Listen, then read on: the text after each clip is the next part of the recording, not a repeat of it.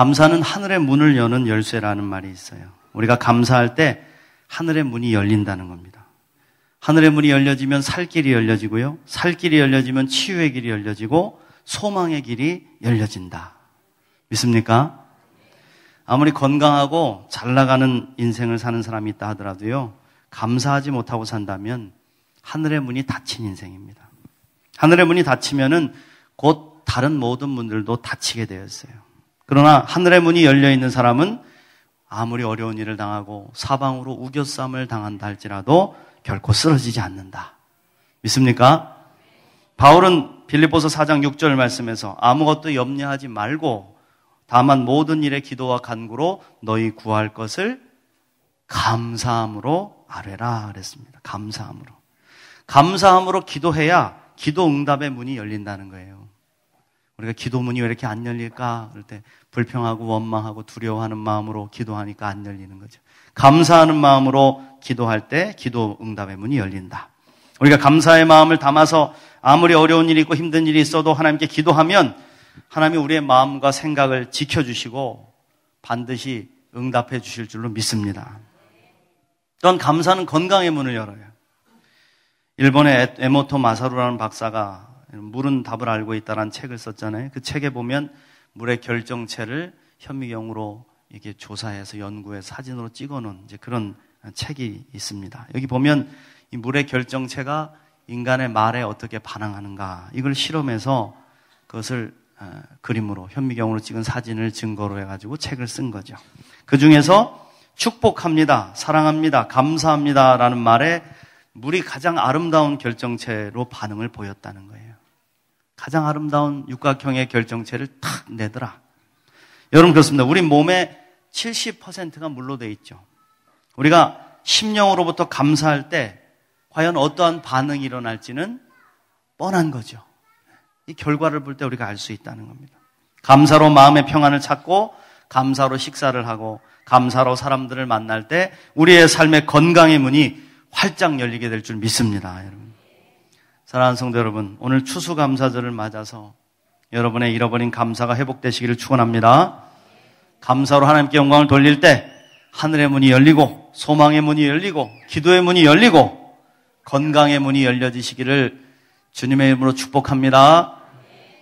하나님은 우리에게 의도적으로 감사하는 삶을 살게 하시려고 많은 장치를 마련해 주셨어요. 그 가운데 가장 확실한 장치가 바로 감사절입니다. 감사절을 제정하심으로써 모든 성도들이 하나님 앞에 나와서 감사의 마음을 가지고 예배를 드리도록 딱 명령을 내리신 것이죠. 그래서 이날은 하나님을 믿는 신앙이라면 그 누구도 거를 수가 없는 거예요. 모두 다 감사의 마음을 가지고 감사의 예배에 참여하도록 하나님 명령을 내리셨기 때문에. 그렇다면 감사절은 누구를 위해 만들었을까? 하나님을 위해서? 물론 하나님도 감사를 받으시고 영광을 받으셔야 마땅하죠. 그러나 하나님이 감사절을 제정하신 이유는 우리를 위해서예요. 우리 자신을 위해서. 우리가 감사할 때 누릴 수 있는 축복이 얼마나 큰지를 아시고 감사를 잃고 살아가는 우리를 안타까워하시면서 우리의 감사를 회복시켜 주시려고 하나님이 의무적으로라도 감사하게 하시려고 감사절을 만드셨다는 겁니다. 그러면 우리는 이 감사의 절기에 반드시 감사를 회복해야 되지 않겠냐 이거예요.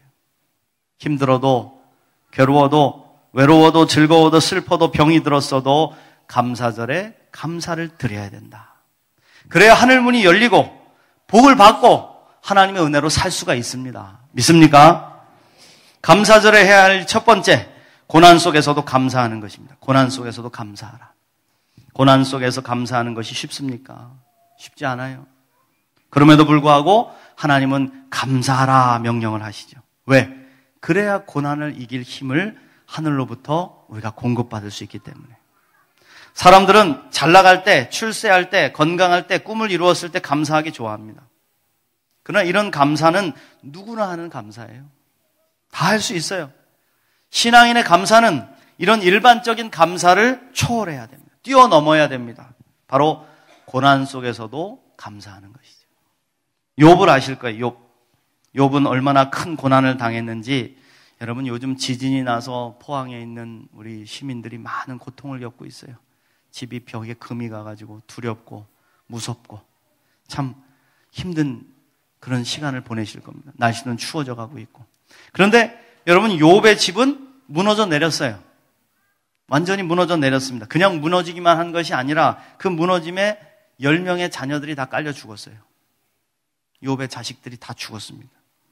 재산은 도둑들에게 약탈당했고 자신의 몸에는 악창이 나서 죽을 지경이 됐다 이겁니다. 얼마나 고통스러웠을까요? 그럼에도 불구하고 욥은 고난 속에서 감사의 찬송을 불렀더라 이겁니다. 욥기 1장 20절부터 22절 말씀. 욥이 일어나 겉옷을 찢고 머리털을 밀고 땅에 엎드려 예배하며 이르되 내가 모태에서 알몸으로 나와 싸운즉 또한 알몸이 그리로 돌아가올지라. 주시니도 여호와시요 거두시니도 여호와시오니 여호와의 이름이 찬송을 받으실지니이다 하고 이 모든 일에 욥이 범죄하지 아니하고 하나님을 향하여 원망하지 아니하니라. 할렐루야. 여러분, 이렇게 고난 가운데 찬양한 욥을 하나님은 그냥 두시지 않으셨습니다. 다시 회복시키시는데 이전보다 더 강한 은혜를 주시고 더 놀라운 위로와 축복을 경험케 하신 줄로 믿습니다. 여러분, 그렇습니다. 고난 속에서도 함께 하신 하나님을 바라보면서 감사할 수 있어야 한다 이거예요. 오늘 말씀 신명기 26장 5절부터 9절 말씀 다시 보십시오. 너는 또 내 하나님 여호와 앞에 이르기를 내 조상은 방랑하는 아람 사람으로서 애굽에 내려가 거기에서 소수로 거류하였더니 거기에 크고 강하고 번성한 민족이 되었는데 애굽 사람이 우리를 학대하며 우리를 괴롭히며 우리에게 중노동을 시키므로 우리가 우리 조상의 하나님 여호와께 부르짖었더니 여호와께서 우리의 음성을 들으시고 우리의 고통과 신고와 압제를 보시고 여호와께서 강한 손과 편팔과 큰 위엄과 이적과 기사로 우리를 애굽에서 인도하여 내시고 이곳으로 인도하사 이 땅 곧 젖과 꿀이 흐르는 땅을 주셨나이다. 할렐루야. 여러분, 이 내용은 이스라엘 백성들을 구원해 주신 하나님의 은혜에 대한 이야기입니다. 얼마나 이스라엘 백성들이 많은 고난을 당했는지 여호와 하나님께 살려달라고 제발 우리 좀 살려주십시오 하고 애원하면서 부르짖었다 이겁니다. 그 고난의 시절이 있었다는 거예요. 그 고난의 시절이 있었다. 그런데 하나님은 그 고난의 시절을 잊어버려라 이렇게 말씀하시지 않고 기억하라 이겁니다. 기억하라. 그 고난의 순간에 함께 하시고 지키시고 구원하신 여호와 하나님의 은혜를 잊지 말고 감사하라고 말씀하시는 거예요. 그렇습니다, 여러분. 그들이 젖과 꿀이 흐르는 가나안 땅에 들어가게 되어도 감사를 잊지 않기 위해서는 바로 고난당하던 시절을 기억하라는 말씀. 여러분, 고난을 기억해야 감사할 수 있어요. 우리가 고난당함에도 불구하고 고난 속에서도 감사해야 진정한 감사가 될 수 있는 것이죠. 사랑하는 성도 여러분, 여러분의 삶은 어떻습니까? 지금 고난당하는 가운데 있습니까? 그럼에도 불구하고 감사하십시오. 의지를 가지고 감사를 외치시라는 거예요. 욥처럼 눈물로 찬양하라는 거예요. 하나님 감사합니다. 내가 이 고난 가운데서도 주님이 함께 하심을 믿습니다. 주님이 지키시고 인도하실 줄 믿습니다. 주님 그래서 감사합니다. 그렇게 외치시라는 거예요. 하나님 보고 계신다. 하나님은 반드시 고난 중에 감사하는 여러분들의 삶에 놀라운 길을 여셔서 치유와 회복으로 감사와 영광으로 이끌어 주실 줄 믿습니다. 두 번째로 감사절에 소중한 것을 드리며 감사해야 된다. 표현하지 않는 사랑은 사랑이 아니다. 감사도 표현되지 않는 감사는 감사가 아니다. 여러분, 예수님도 10명의 문둥병자를 고쳐주셨잖아요. 그런데 그 중에서 오직 한 사람의 문둥병자만 돌아와서 감사를 표현했어요. 그러자 이렇게 말씀하셨습니다. 누가복음 17장 17절부터 18절 말씀에 예수께서 대답하여 이르시되 10사람이 다 깨끗함을 받지 아니하였느냐? 그 9은 어디 있느냐? 이 이방인 외에는 하나님께 영광을 돌리러 돌아온 자가 없느냐 하시고, 조금 세게 표현한다면 감사할 줄 아는 X가 이렇게도 없단 말이냐 이런 뜻일 거예요. 10명이 다 고침을 받았는데 어째 한 명만 와서 감사하다고 하는 거예요. 오늘 우리도 하나님 앞에 섰습니다. 과연 여러분은 감사를 하나님 앞에 어떻게 표현하고 계십니까? 다 알면서 뭘 물어요? 하나님 다 아시지요? 뭘 바라십니까? 그런 마음은 아니십니까? 우리가 자식을 키우면서 그래도 감사를 받을 수 있는 날이 몇 번 안 되는 날들이 있어요. 1년에 어버이날, 또 생일날, 아니면 명절날 이럴 때 자식들이 커서 철이 들면은 그래도 이런 날은 부모를 찾아와서 감사를 표현하죠. 근데 그런 날이 돼도 전화 한 통 없고 찾아오지도 않는 자식이 있다면은 여러분 어떤 마음이 드실 것 같으세요? 서운하지 않으시겠어요? 아, 괜찮습니다, 목사님. 나는 원래 홀로 있는 걸 좋아합니다. 나는 고독을 즐깁니다. 그러십니까? 아니죠. 서운하죠. 마음에 서운하죠. 야, 그래서 전화합니다. 야, 너는 어째 어버이날인데도 전화 한 통 없냐? 서운하다. 그런데 자식이란 놈이 꼭 엄마 말해야 알아요? 감사합니다. 됐어요? 여러분 이런다면 어찌하시겠습니까? 우리가 말은 못해도 아마 가슴을 치면서 울 거예요. 서운할 거예요. 근데 자식놈들이 그런다면 서운할 거예요. 오늘날 하나님의 자녀라고 하는 우리들이 하나님 앞에 감사를 이렇게밖에 드리지 못하고 산다 이겁니다. 형식도 중요한데 흉내도 못 내고 사는 기독교인이 얼마나 많냐 이겁니다. 오늘 여러분 감사절인 줄은 알고 예배에 참여하셨습니까? 와보니까 오늘 추수감사절이야? 오늘 감사절이었네? 감사의 마음을 어떻게 표현하려고 오셨습니까? 오늘 말씀에서 주님은 가르치셨어요. 내게 감사한다고? 그렇다면 빈손으로 나오지 말아라. 이스라엘의 감사절기에 하나님이 내리신 명령은 빈손으로 내게 오지 말아라. 내게 주신 은혜에 대하여 감사의 예물을 가지고 나오라. 그렇게 명령하신 것이죠. 신명기 26장 10절 말씀에 여호와여 이제 내가 주께서 내게 주신 토지소산의 만물을 가져왔나이다 하고 너는 그것을 내 하나님 여호와 앞에 두고 내 하나님 여호와 앞에 경배할 것이며. 할렐루야. 여러분 그렇습니다. 감사절에는 반드시 소중한 것을 하나님께 드리며 예배드려야 된다. 만물은 내 마음 가운데 이 해 한 해에서 하나님께서 내게 주신 것 가운데 가장 소중한 것을 드리는 정성이죠. 바로 내 첫사랑과 정성을 드리는 것을 뜻한다. 우리가 하나님 앞에 감사할 때 가장 좋은 것, 귀한 것을 드리는 마음으로 감사해야 돼요. 아까운 마음으로 마지 못해서 어쩔 때는 남는 것으로 겨우 흉내나 나는 마음 가지고는 하나님 기쁘시게 할 수 없다는 거예요. 하나님의 마음을 서운하게 하고 아프게 해드리는 불효한 자식들이 되어서는 안 된다. 우리 하나님은 우리를 위해 모든 좋은 것을 내어주신 아버지이십니다. 하나밖에 없는 독생자 외아들 예수님을 십자가에 달려 죽게 하시고 우리를 살려주셨다. 그리고 각양 좋은 은사와 은혜로 풍성한 은혜로 우리를 오늘 여기까지 살게 하셨다. 여러분 하나님의 은혜 없이 우리가 어찌 살 수 있습니까? 여러분 자신이 있으십니까? 나는 하나님의 은혜 없어도 얼마든지 살아갈 자신이 있다. 없습니다. 여러분. 하나님의 은혜의 구름기둥, 하나님의 불기둥 없이는 이 광야 같은 세상에서 단 하루도 버틸 수 없어요. 우린 그 은혜로 오늘 여기까지 살아왔다 이겁니다. 그러니 너무 공짜 은혜 좋아하지 말라 이겁니다. 말로만 입으로만 때우는 감사에 익숙해지지 말라 이거예요. 우리 주님은 가장 소중한 것을 드리는 헌신을 결코 싫어하시지 않습니다. 그래서 귀한 향유옥합을 주님을 위해 깨트려 헌신한 여인의 모습을 온 천하에 복음이 전파되는 곳에서는 반드시 말해서 기억하라 그렇게 축복하신 거예요. 여러분 아시다시피 마태복음 26장 13절 말씀에 내가 진실로 너에게 이르노니 온 천하에 어디서든지 이 복음이 전파되는 곳에서는 이 여자가 행한 일도 말하여 그를 기억하리라 하시니라. 할렐루야. 여러분 그렇습니다. 주님은 소중한 헌신과 감사를 소중하게 받으시고 기쁘게 받으신다는 거예요. 너무 고마워하신다는 거예요. 사랑하는 성도 여러분, 오늘 추수감사절에 여러분이 드리시는 감사가 진정성 있고 소중한 감사가 되시기를 축원합니다. 그 위에 주님의 넘치시는 축복이 부어져서 여러분의 감사가 하나님의 존전에 기억되는 은혜를 입으시기를 주님의 이름으로 축원합니다. 마지막으로요, 감사절에는 반드시 나누며 감사해야 된다. 여러분 우리가 추수감사절에는 이웃과 작은 것이라도 하나 나눠야 돼요. 조금 내 마음속에 힘들어 보이는 사람에게 작은 선물이라도 하나 나누고 작은 정성이라도 나누는 나눔이 있어야 된다. 왜냐하면 감사를 전하면서 세상을 감사로 우리가 물들여야 되기 때문에. 믿습니까? 악한 것은요 빠르게 전염되는 습성이 있어요.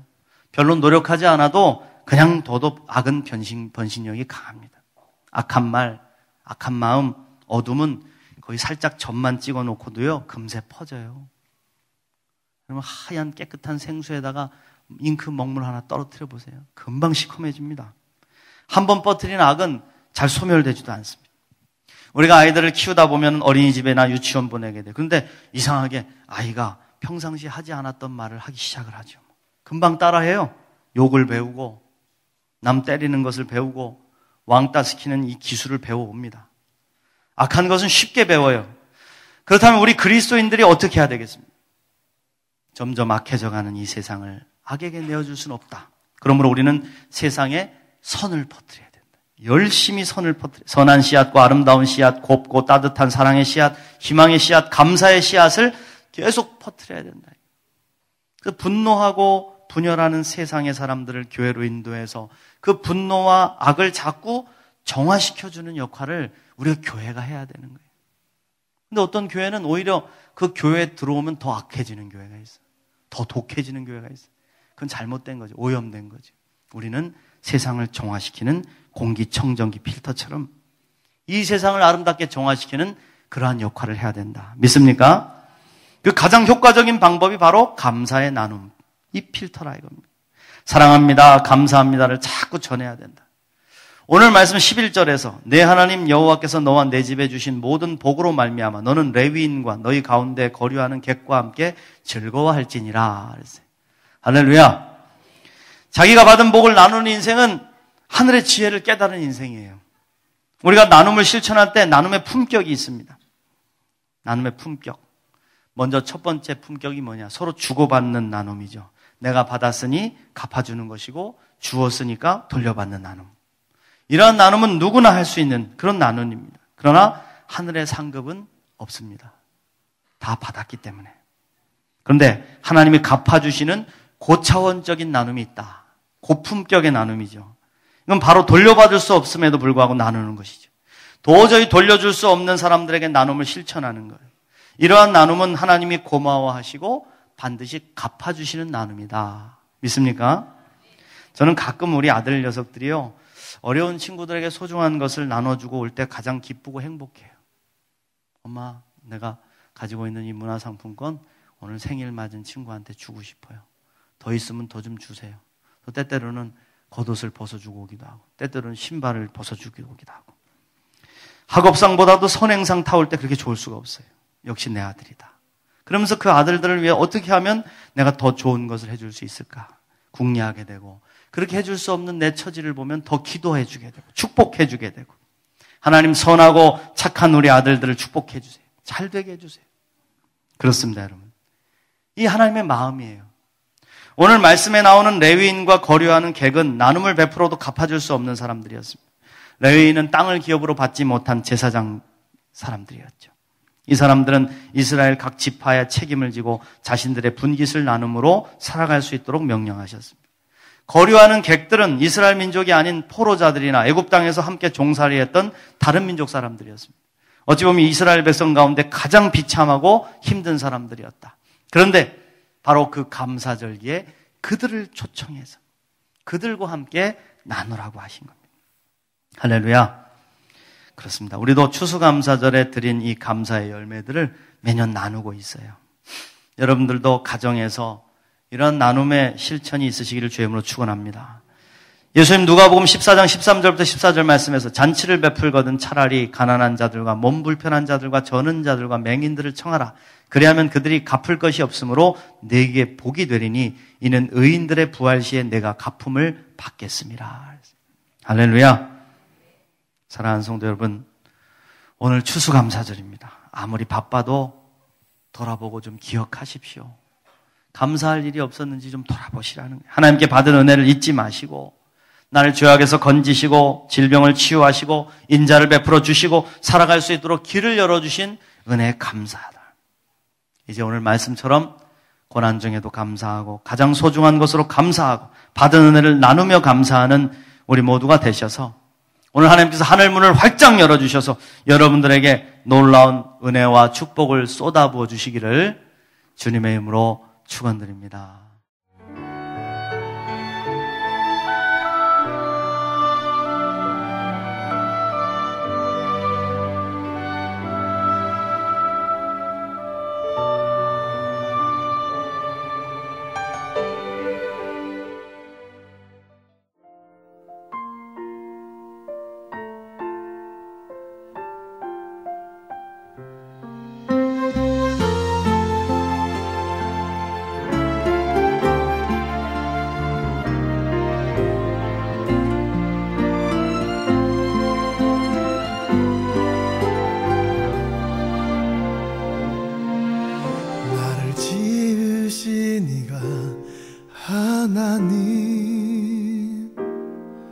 나를 부르신 이가 하나님,